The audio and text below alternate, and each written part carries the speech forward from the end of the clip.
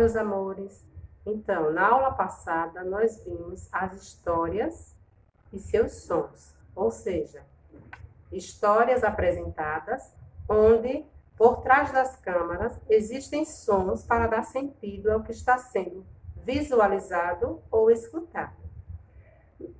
Hoje nós vamos ver esses mesmos sons, né? Na imaginação, sons e histórias.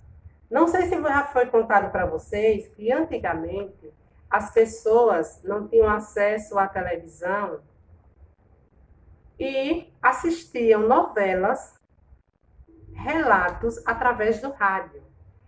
E esses relatos e histórias através do rádio também tinham os seus efeitos, os seus sons, né? Ou seja, pessoas ali narravam a história e as outras emitiam o som usando vários objetos, como foi contado aqui.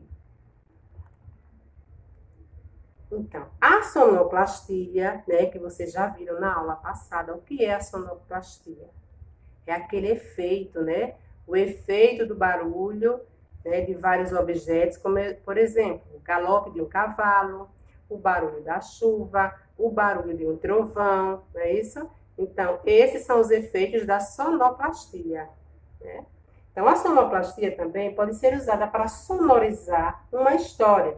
Quando alguém conta uma história, imaginamos em nossa cabeça como ela acontece. Os sons que podemos criar enquanto a história é contada deixam-na mais divertida e criativa, né? A história fica mais interessante quando você ouve a história e, ao mesmo tempo, ela emite o som do que está acontecendo. Imagine, por exemplo, que vamos contar a história do Peter Pan. Uma pessoa pode ser a narradora. E quem é a narradora de uma história? A narradora ou o narrador é a pessoa que está contando a história. E à medida que ela vai contando partes da história, um grupo cria os sons de cada momento para a história do Peter Pan. Podemos ter sons de água, de vento e um barulhinho encantado para a chegada das fadinhas, né? Então, olha, observem aqui, tá vendo? Ela é a narradora, né?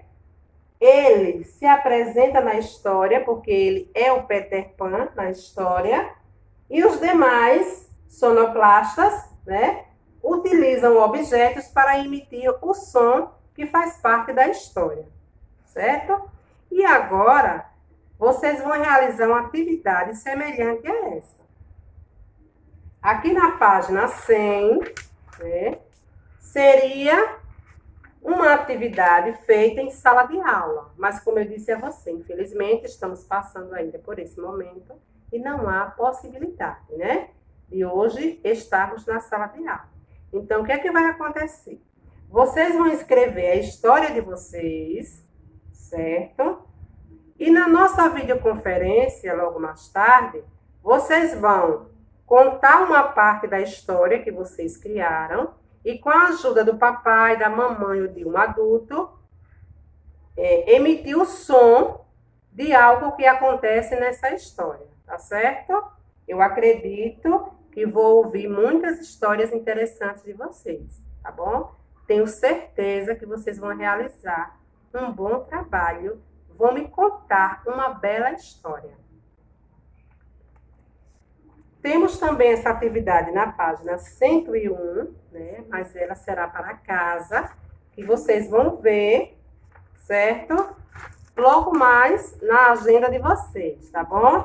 Então, a nossa aula de arte termina por aqui e mais tarde nos encontraremos na videoconferência. Cheiro!